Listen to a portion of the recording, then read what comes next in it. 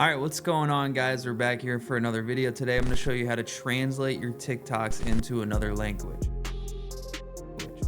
So here we are. We're on a website called app.rask.ai.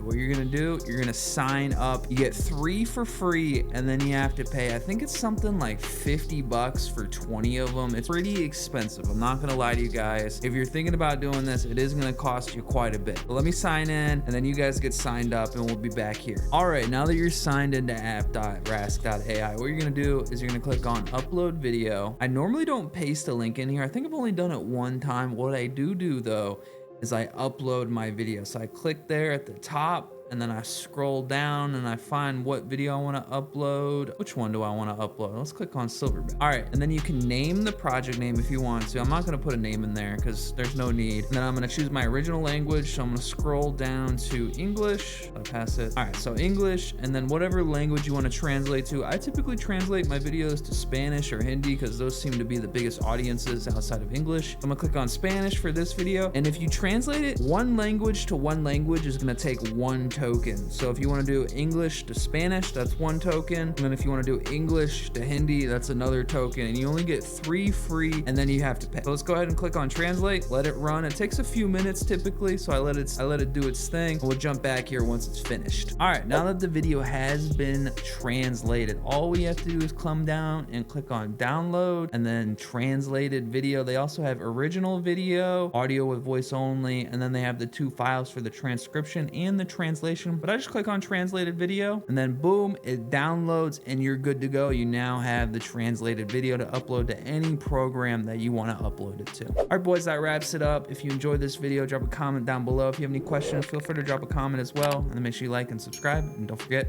take it easy.